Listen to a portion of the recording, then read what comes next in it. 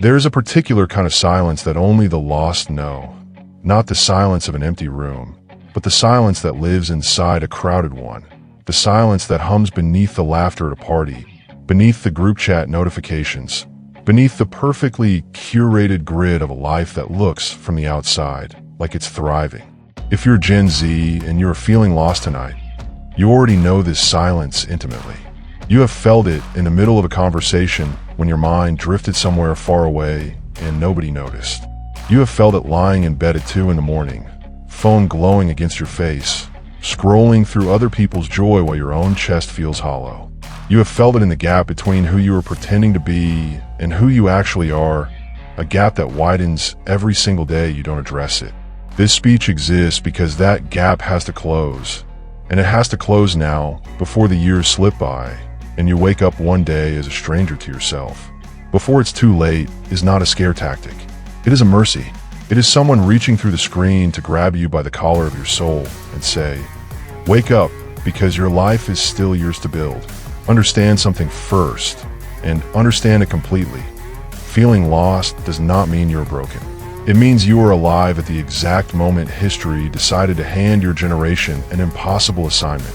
Build an identity in public, on camera, under a microscope of likes and comments and algorithms that reward performance over presence. No generation before you has had to construct a sense of self while simultaneously broadcasting the construction to thousands of strangers in real time. Your grandparents figured out who they were in relative privacy, allowed to fail quietly, allowed to be awkward without a screenshot preserving it forever. You do not have that luxury. Every stumble, every unfiltered moment, every emotional low can become content, can become a joke, can become a permanent digital scar. So of course you feel lost. You are navigating a maze that keeps rearranging its walls while cameras document every wrong turn. This is not a weakness. This is the terrain you were born into. And the fact that you're still standing, still breathing, still searching for meaning inside all of it, is itself a form of quiet heroism that deserves to be named out loud. Tony Robbins has spent decades studying what separates people who transform their lives from people who stay stuck. And one truth he returns to again and again is that the quality of your life is determined by the quality of the questions you ask yourself. Right now, at this exact moment, ask yourself a better question than, why am I like this, or what's wrong with me? Ask instead, what is this feeling trying to teach me? Because feeling lost is not a life sentence. It is a signal, a flashing dashboard light telling you that something inside you is misaligned with something outside you, and that misalignment is desperate to be corrected. Pain, when you listen to it instead of running from it, becomes a map.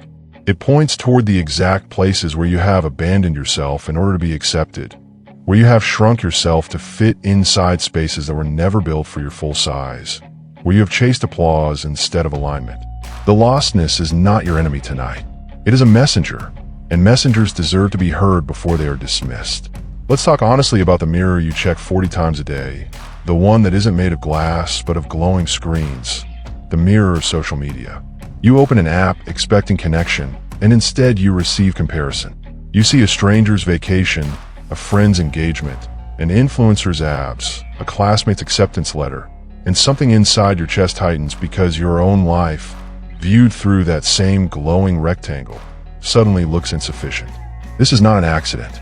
This is not a personal failing. This is the machinery working exactly as it was designed. These platforms are engineered by brilliant people using the same psychological principles as slot machines, engineered to keep your eyes locked on the screen by exploiting your deepest human need, the need to belong, to be seen, to matter. Sinek has spoken about how these platforms trigger dopamine in the same way addictive substances do, training an entire generation to seek external validation with the same neurological pull as a slot machine. And if that is true, then feeling anxious, empty, or inadequate after scrolling is not a character flaw. It is a predictable biological response to a system engineered to make you feel that way, because your dissatisfaction is profitable. Understanding this is the first act of rebellion. You cannot out-willpower a system built by teams of engineers and behavioral scientists whose entire job is to keep you hooked. But you can see the trick for what it is, and once you see it, it loses a portion of its power over you. Here is the deeper truth beneath the comparison spiral. You are not actually comparing yourself to other people's lives. You are comparing your unfiltered, chaotic, behind-the-scenes reality to their filtered, edited, best 3 seconds highlight reel. It is an unfair fight because it was never a fair comparison to begin with. Nobody posts crying in the car before the party.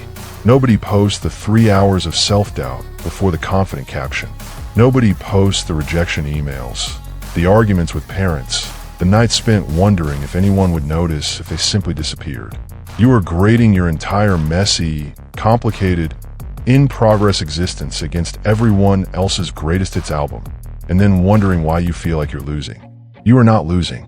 You are simply playing a game with rules that were never explained to you, rules that guarantee your loss by design. The moment you understand that the highlight reel is a performance and not a documentary, you can finally stop auditioning for a life that was never real in the first place, and start building one that actually is. Now let's speak plainly about anxiety, because too many people whisper about it like it's shameful, and shame has no place in this conversation. Anxiety in your generation is not a rare affliction. It is closer to a shared atmosphere, something so common it has almost become the invisible weather of being young in this era. The pressure to have your career figured out at 20, your body optimized, your mental health perfectly managed, your social life thriving, your side hustle profitable, and your future secured, all while a global economy wobbles beneath your feet and a news cycle floods your senses with crisis after crisis. Of course, your nervous system is on high alert. Anxiety is not proof that you are weak. It is proof that your body is trying, desperately and imperfectly, to protect you from a world that genuinely does contain real threats and real uncertainty. The problem is not that you feel anxious. The problem is that nobody taught you what to do with that feeling once it arrives. So it sits in your chest and calcifies into something heavier. Dread, avoidance, a quiet belief that something is fundamentally wrong with you. Mel Robbins built an entire body of work around a simple, almost embarrassingly practical idea. You do not need to feel motivated or fearless before you take action. You simply need to move before your mind talks you out of it. Because the space between an impulse and your own self-doubt closes in about 5 seconds. That single tool matters enormously for anxiety, because anxiety thrives in the gap between thinking and doing.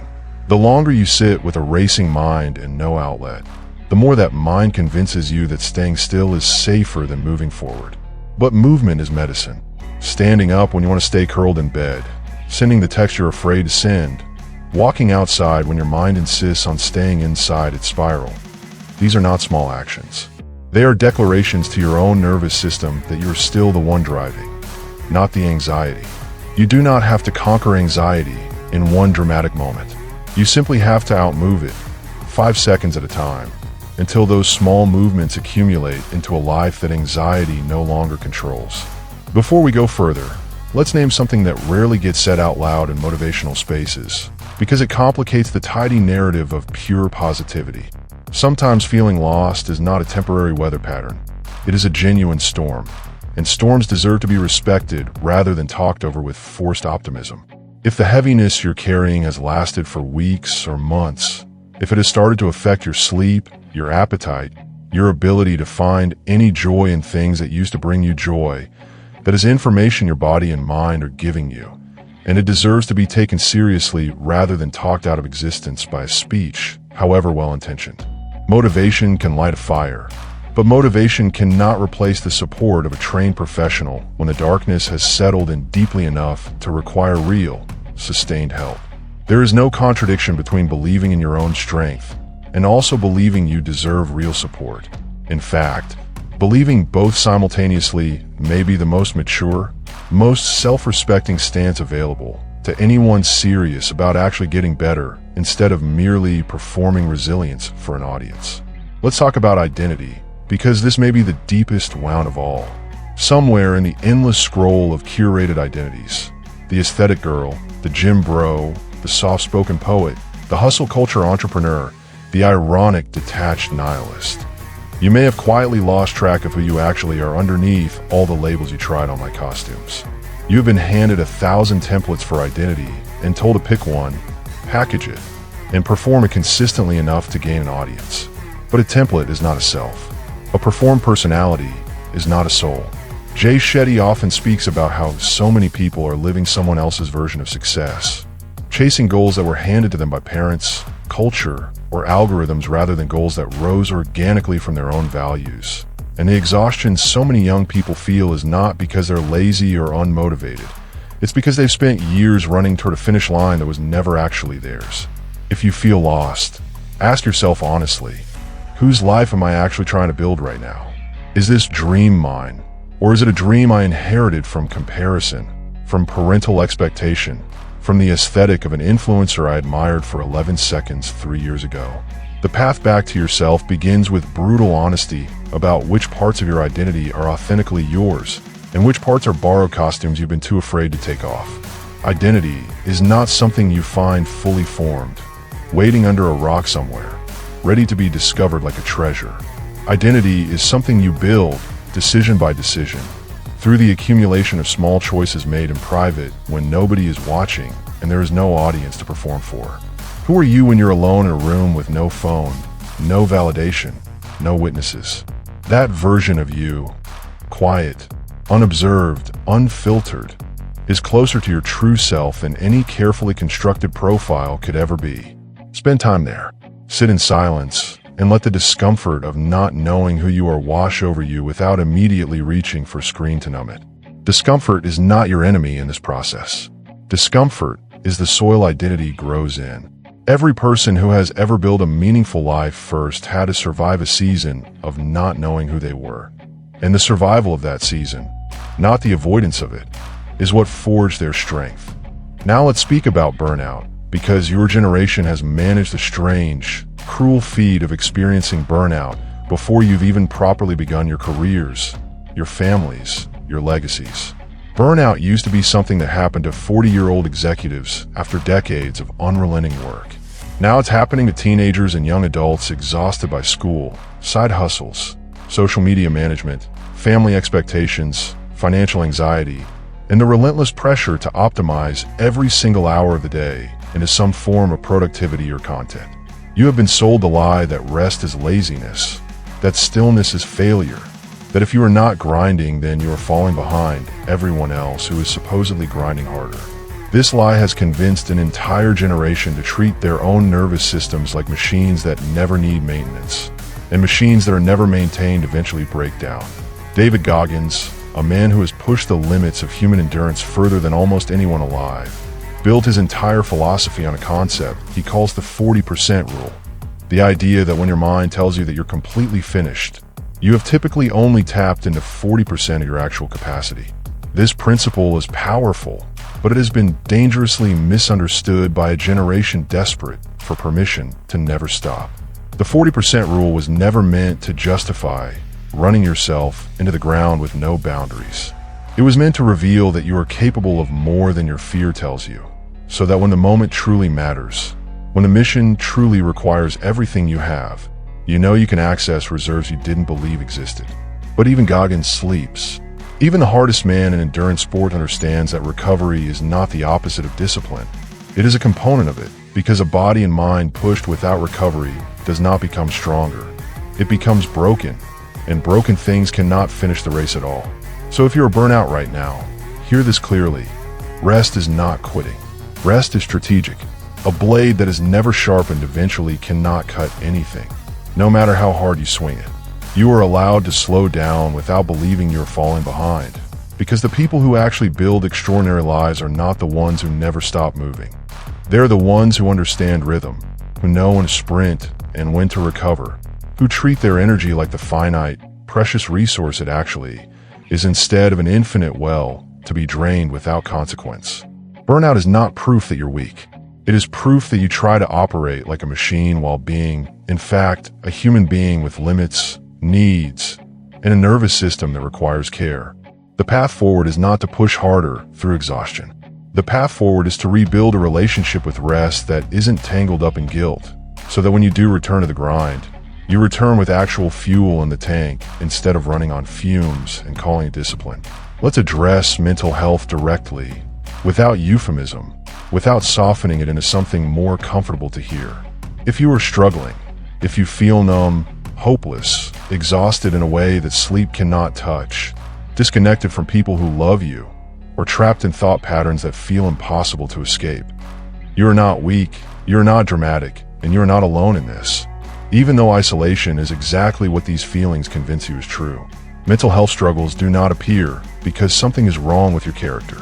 They appear because you are a human nervous system trying to process an unprecedented amount of stimulation, comparison, uncertainty, and pressure, often without the tools, support systems, or language your parents' generation never needed to develop, because they were never handed this particular set of challenges.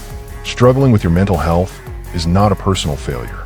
It is a human response to genuinely difficult circumstances, and naming that difficulty honestly, out loud, to someone you trust, or to a professional trained to help you navigate it, is one of the bravest things you will ever do. There is no strength in silent suffering. There is only isolation, and isolation feeds the exact darkness it convinces you to hide. If you take nothing else from this speech, take this. Reaching out for help is not weakness. It is the single most courageous act available to someone in pain, because it requires believing, even in your darkest moment, that your life is still worth fighting for. Kobe Bryant, whose relentless devotion to his craft became known around the world as the Mamba Mentality, once explained that the mentality was never actually about basketball at all. It was about the daily process of trying to be better than you were yesterday, about attacking weaknesses honestly instead of hiding from them, about finding a way even when the easy path disappears. What made Kobe's mindset so powerful wasn't some superhuman immunity to struggle. It was his willingness to sit with failure, study it, and extract every possible lesson from it before moving forward again. He was famous for staying after every teammate had gone home, working on the exact skills that exposed his weaknesses, because he understood something that so many people miss. Growth does not happen in the areas where you're already comfortable. Growth happens in the uncomfortable, humbling space where you admit what you don't yet know how to do, and then you do it anyway, badly at first, until badly becomes adequately, and adequately becomes masterfully. Feeling lost right now means you are standing exactly in that uncomfortable, humbling space.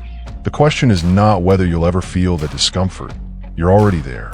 The question is whether you'll turn toward it with curiosity and commitment, the way Kobe turned toward his own weaknesses, or whether you'll keep running from it, hoping it disappears on its own.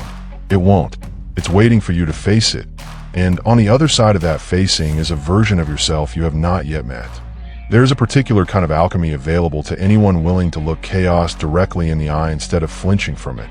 And that alchemy is this: pain, examined honestly, becomes information, and information, acted upon, becomes power. The lost feeling clawing at your chest right now is not a life sentence. It is raw material. Every person who has ever built something extraordinary, a business, a body of work, a transformed life, a legacy that outlives them, started in a version of exactly where you're standing tonight.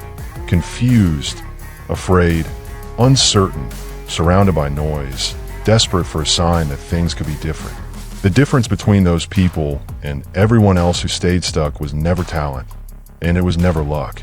It was the decision, made in a moment of total darkness, to take one small action anyway, and then another, until those small actions compounded into a completely different life. You do not need to see the entire staircase to take the first step. You only need enough light to see the step directly in front of you. And even in your darkest hour, you have that much light available to you right now. In this exact sentence, if you choose to use it. Purpose is not something handed to you fully formed on a silver platter with a certificate attached. Purpose is discovered in motion, not in stillness. So many people wait for a lightning bolt of clarity before they take action, waiting to feel completely certain about their path before daring to walk it. And that waiting becomes its own trap, an endless holding pattern disguised as careful planning. But purpose reveals itself through action, not before it. You take a small step towards something that interests you, even if you're not sure it's your ultimate calling. And that step teaches you something about yourself that stillness never could. You try, you fail, you adjust, you try again, and slowly, through accumulated experience rather than sudden revelation, a shape begins to emerge. Not because you thought your way into clarity, but because you acted your way into it. Simon Sinek's work on purpose centers around a simple but profound idea. People don't buy what you do, they buy why you do it. And the same principle applies to your own internal motivation. If you're chasing a goal purely because it looks impressive to other people, that goal will eventually feel hollow no matter how much external success it generates, because it was never actually yours. But if you can locate even a fragment of a genuine why, a reason connected to your own values, your own wound, your own desire to matter in a way that feels true rather than performed, that fragment becomes a compass. And compasses don't need to see the entire destination to point you correctly in the next direction. Here is a truth that deserves to be said plainly. You do not need to have your entire life figured out by 25 or even by 30. The pressure you feel to have a 5-year plan, a stable career, a defined identity, and an Instagram-worthy life already assembled by the time you're barely out of adolescence is not a reasonable expectation. It is a distortion created by a culture that mistakes early achievement for worthiness. Some of the most extraordinary lives ever built were built slowly, through years of confusion, false starts, wrong turns, and quiet persistence that nobody was documenting or applauding in real time. You're not behind.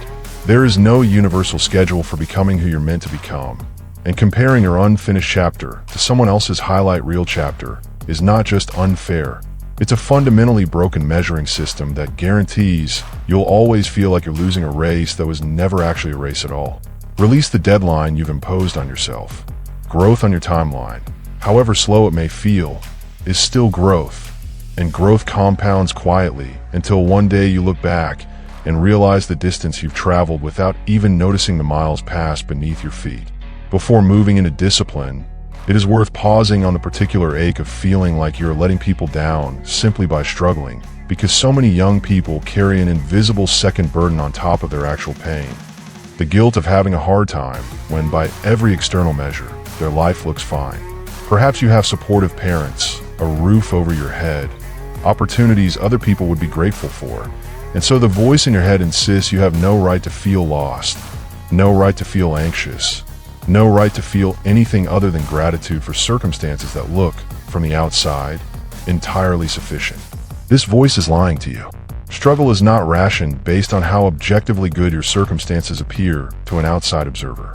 A mind can be genuinely suffering inside a life that looks, on paper, entirely fortunate, because pain is not measured by circumstance alone. It is measured by the gap between what a person needs internally and what they currently have access to. And that gap can exist regardless of how many external blessings surround it. Releasing the guilt of struggling despite having no reason to is itself an act of healing, because shame layered on top of pain only doubles the weight you're carrying for no productive purpose whatsoever.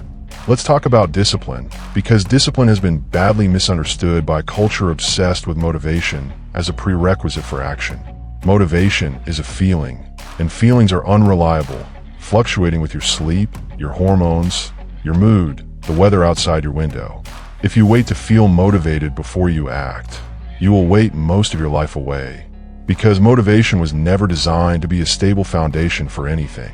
Discipline is different. Discipline is the decision to act in alignment with your values regardless of how you feel in any given moment. And that decision, repeated daily, becomes the actual architecture of a transformed life. David Goggins didn't become who he is by waiting to feel inspired before every training session. He built a mental callus, a toughness earned through the repeated act of doing hard things specifically when he didn't feel like doing them, because he understood that the moments you want to quit are precisely the moments that forge you into someone capable of continuing. Every time you choose the harder, more disciplined path when the easier path is fully available to you, you are casting a vote for the person you are becoming. Every uncomfortable choice, repeated enough times, becomes identity. You are not born disciplined. You become disciplined through accumulated small victories against your own resistance, and each victory makes the next one slightly easier, until discipline stops feeling like punishment and starts feeling like self-respect in action. Consider, for a moment, the mathematics of small, consistent actions compounding over time, because this is perhaps the most liberating truth available to anyone who feels too far behind, too lost, or too damaged to ever catch up. A single decision to read for 15 minutes, to move your body for 20 minutes, to write one honest page in a journal, to have one difficult conversation you've been avoiding, seems insignificant in isolation. But stack that decision daily for a year, and the compounded result is staggering. Not because any single day mattered enormously on its own, but because consistency across time creates a transformation that no single dramatic effort could ever replicate. This is precisely why comparing your day 1 to someone else's day 1,000 feels so devastating and is also so misleading. You are not competing against their current chapter. You are only ever competing against your own yesterday. And if today you did one thing better, one thing braver, one thing more aligned with the person you're trying to become than you did yesterday, you have already won the only race that actually matters. There will be moments, and you already know this if you've lived long enough to feel lost in the first place, when the weight of everything, the pressure, the comparison, the anxiety, the burnout, the identity confusion, the mental health struggles, will feel like more than you can carry. In those moments, remember that you were never asked to carry the entire weight of your future all at once. You are only ever asked to carry today, this hour, this next breath. The staircase metaphor holds true here with startling precision.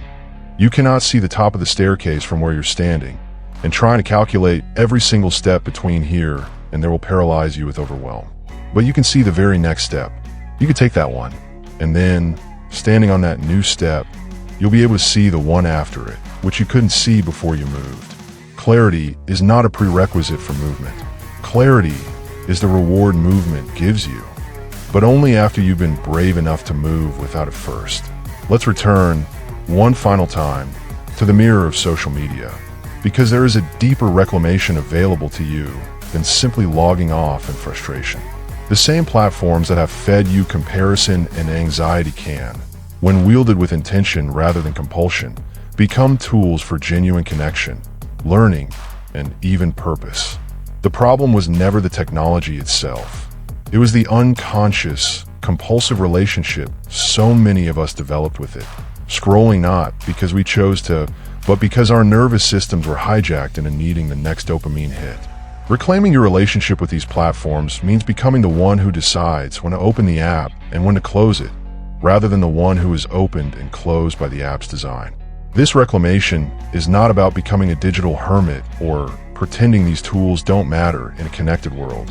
It is about becoming conscious rather than compulsive, intentional rather than addicted, the author of your attention rather than a passive character in someone else's algorithm. You are allowed to build a life that does not require an audience's approval to feel valid. This might be the single most radical, most necessary truth for your generation to absorb, because you have been raised inside a culture that measures worth by visibility, by engagement, by the number of eyes watching. But the most meaningful moments of any life rarely happen in front of an audience. The late-night conversation that changes how you see yourself, the quiet mastery of a skill nobody is watching you practice, the private decision to forgive yourself for a mistake you've been punishing yourself for years. None of these moments generate likes, and none of them need to. Worth that depends entirely on external validation is worth building on sand, shifting with every algorithm change, every unfollow, every comment section storm. Worth built from your own private integrity, your own quiet commitment to becoming better regardless of who's watching, is worth built on stone, and stone does not crumble when the applause stops. It is also worth naming, honestly, the specific exhaustion of being endlessly told to just be yourself in a world that simultaneously punishes authenticity the moment it doesn't perform well, the moment it doesn't gain traction, the moment it doesn't fit neatly into a trending aesthetic. This contradiction is not in your head.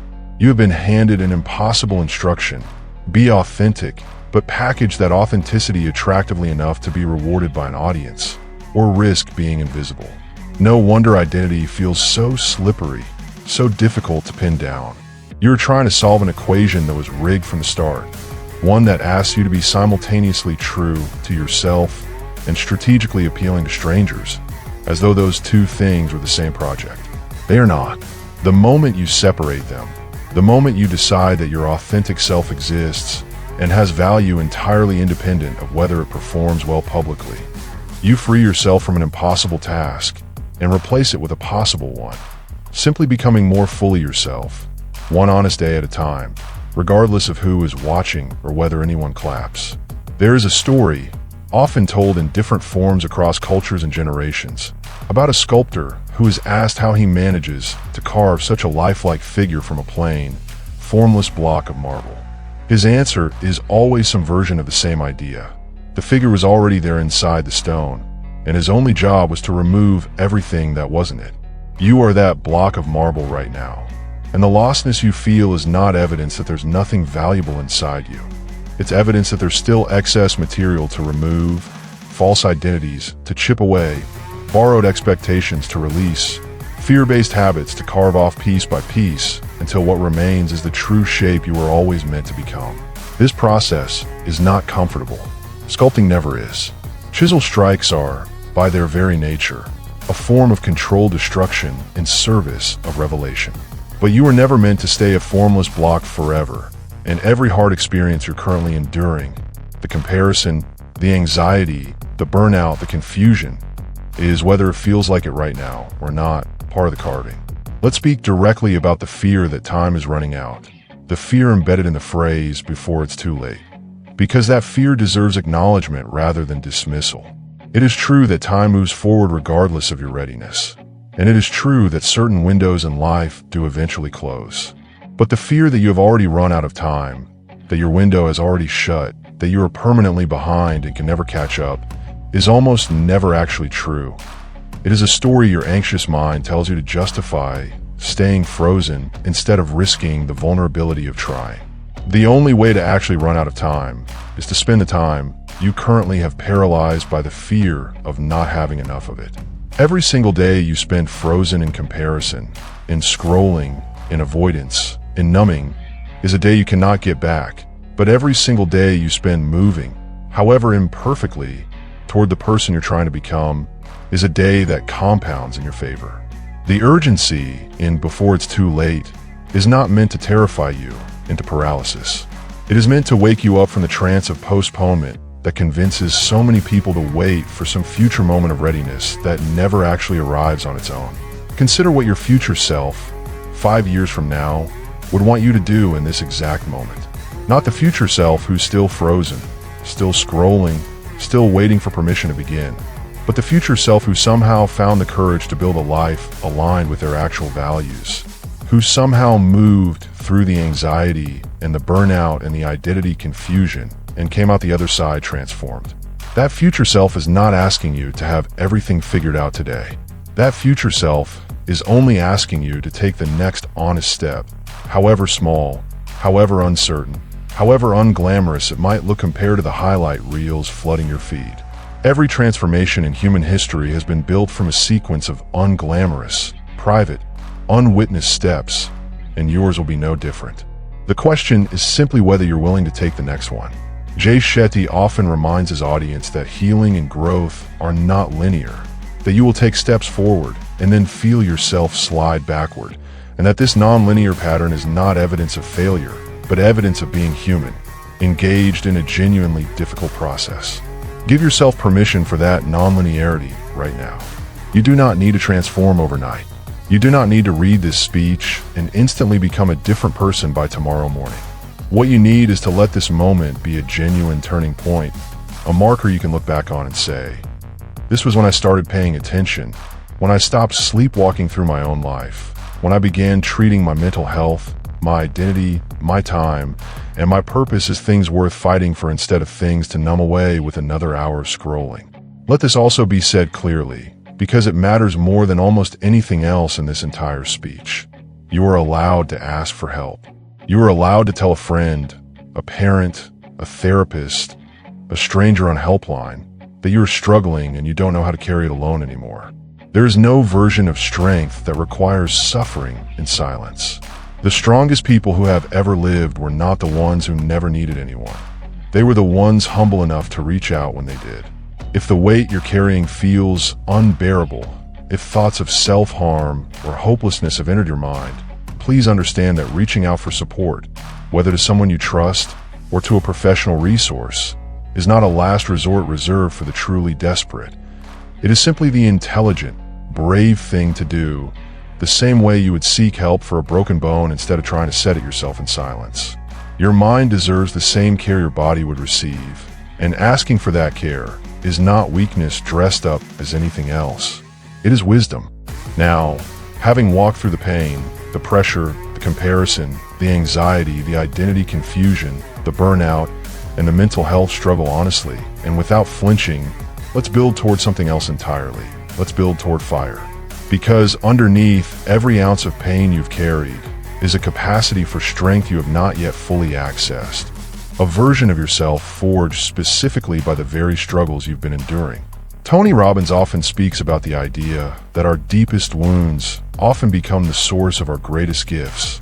That the very thing that broke us open can, when properly channeled, become the thing that makes us most capable of helping others survive what we survived. Your struggle with anxiety could become the empathy that makes you an extraordinary friend, parent, or leader one day. Your battle with identity confusion could become the wisdom that helps you guide someone else through their own confusion with more compassion than someone who never struggled could ever offer. Your burnout could become the hard-won knowledge of boundaries that protects you and everyone you love for the rest of your life. Nothing you are currently suffering through has to be wasted. Every ounce of it can be transmuted into fuel if you're willing to extract the lesson instead of only enduring the pain. This is the moment to decide, consciously and deliberately, what kind of relationship you're going to have with your own life going forward. Not the relationship dictated by algorithms. Not the relationship inherited from other people's expectations. Not the relationship shaped entirely by anxiety's worst-case scenarios.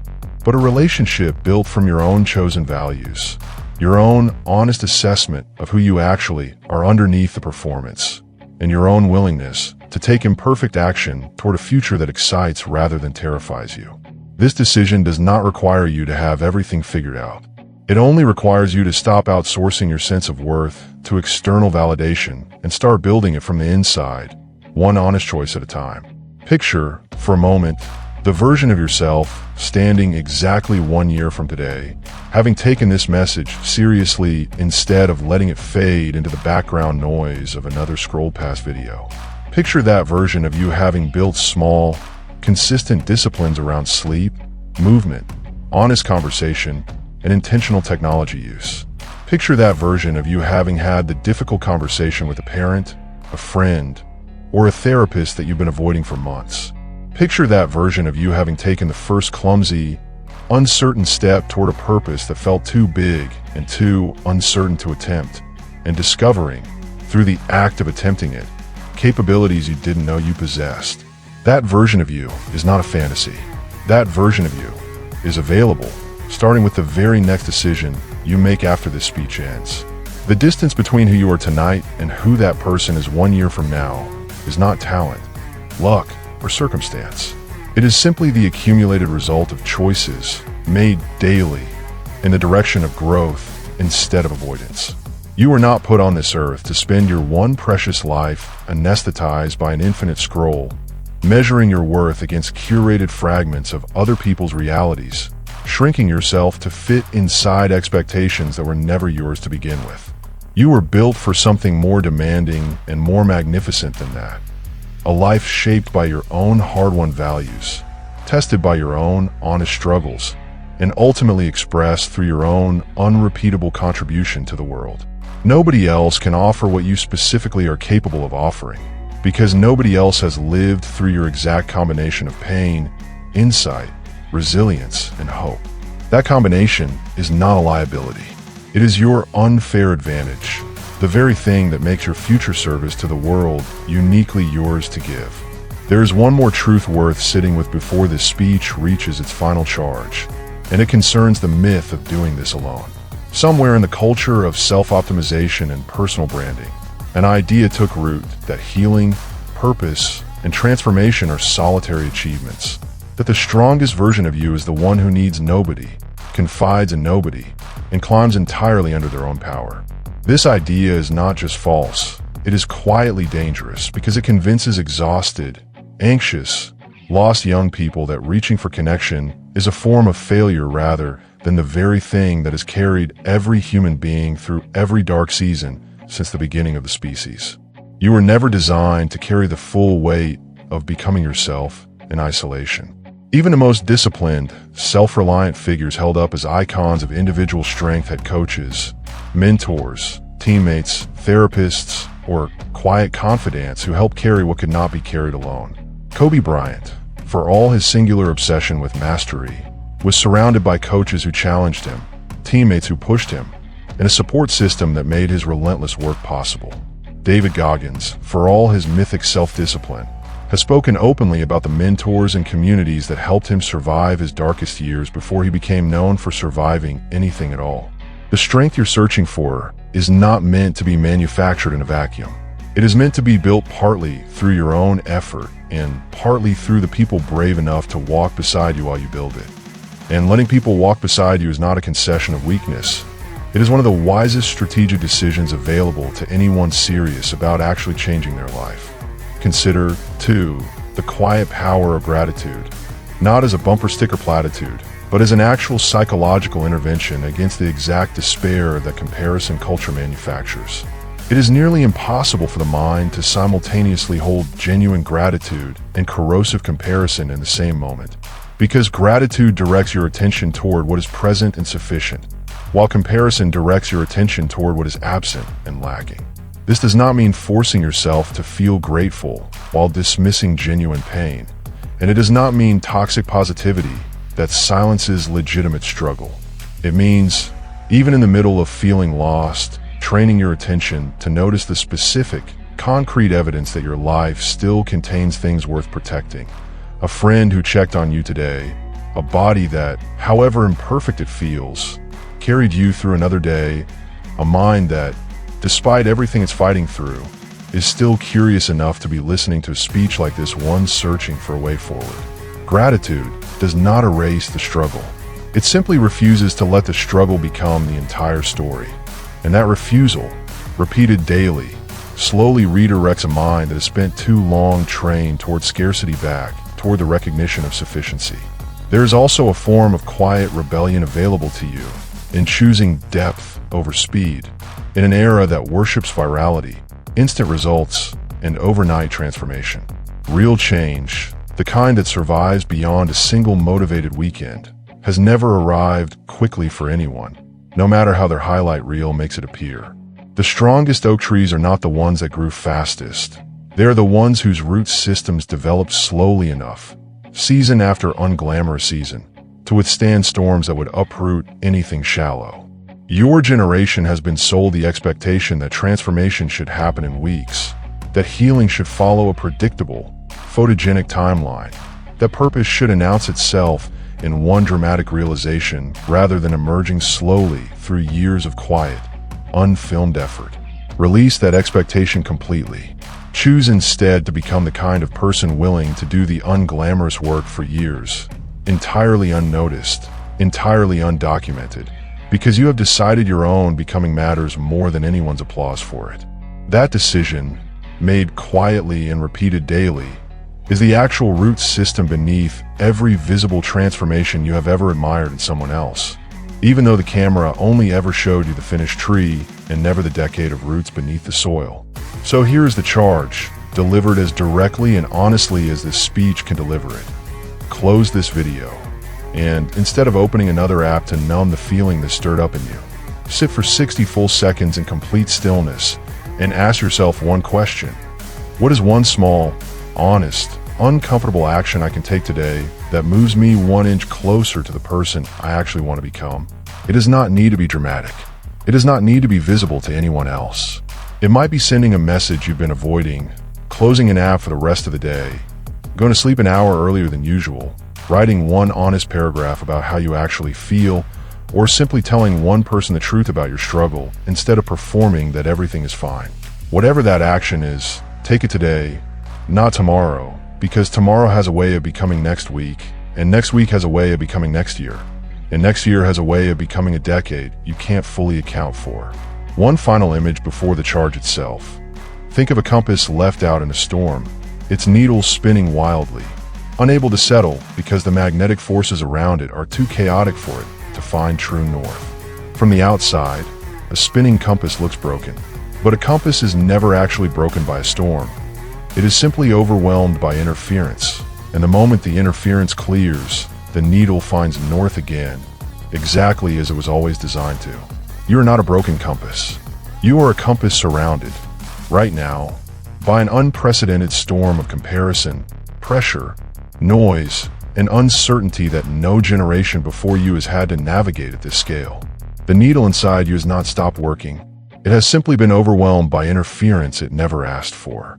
Every boundary you set with a toxic platform, every honest conversation you have instead of performing that you're fine, every small disciplined choice made in private, is a way of gradually clearing that interference, and slowly, patiently, the needle inside you will settle, and it will point, as it always could, toward true north. You're not too far behind. You are not too broken. You are not too lost to find your way back, because the very fact that you're still searching, still watching, still hoping something might shift, proves that some part of you refuses to give up on your own life. And that refusal is the exact seed every transformation in human history has grown from. The generation that inherited unprecedented pressure, unprecedented comparison, and unprecedented uncertainty is also the generation capable of unprecedented resilience, unprecedented honesty about mental health, and unprecedented redefinition of what a meaningful life actually looks like. You do not have to build your life according to a template inherited from people who never faced what you're facing. You get to write something new, something honest, something entirely your own, starting today. Let this be the moment you stopped waiting for someone else's permission to begin. Let this be the moment the noise finally quieted enough for you to hear your own voice underneath it. The voice that has been trying to tell you, through every wave of anxiety and every scroll of comparison and every night of burnout, that you are still here, you are still capable, and your story is nowhere close to finished. The chapter you're living right now, the one that feels lost and heavy and uncertain, is not the whole book.